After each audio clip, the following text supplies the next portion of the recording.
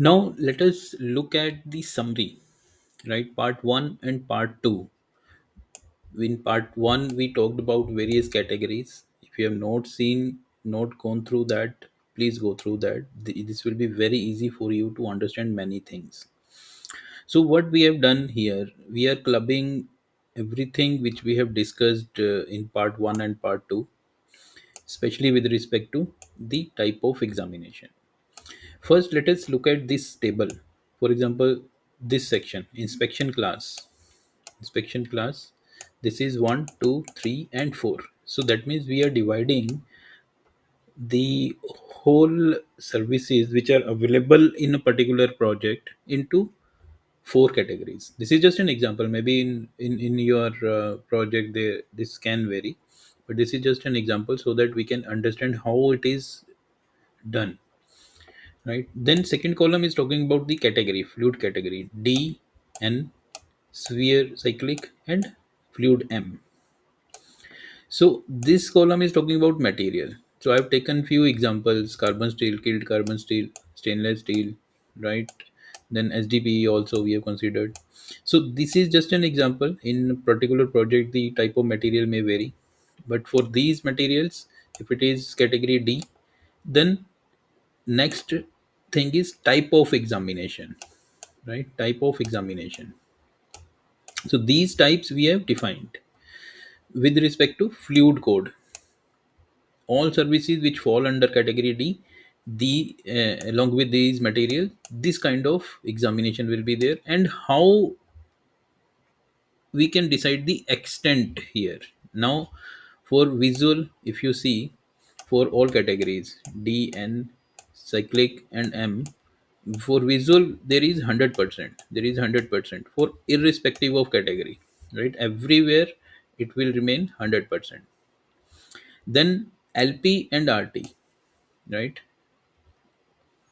This is another category.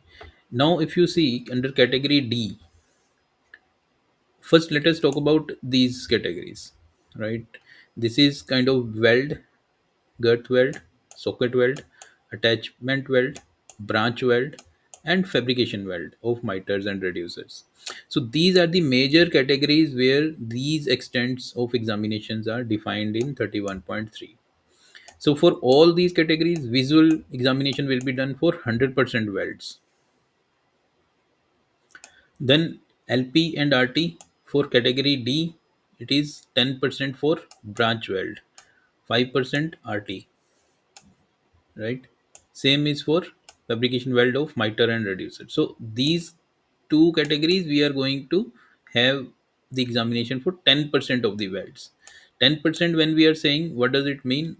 This means a single welder, a qualified welder who has done n number of weldings in a particular scenario, that particular welder's welding, the 10% of that quantum will be examined. If there are 10 welders, then their specific welding will be categorized as different lots.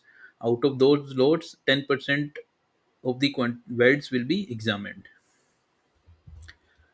right? Similarly, if you look at category N, here 10% of girth weld is also RT of this will be examined.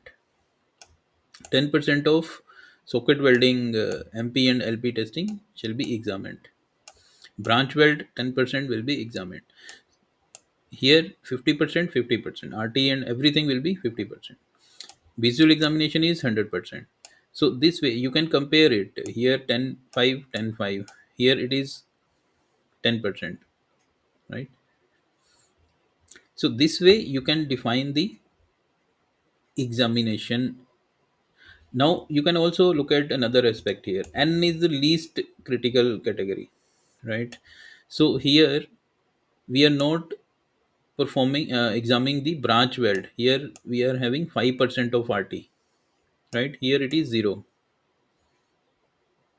So this way you can say this is more critical as compared to this. So more examination will be there. More percentage of examinations will be there.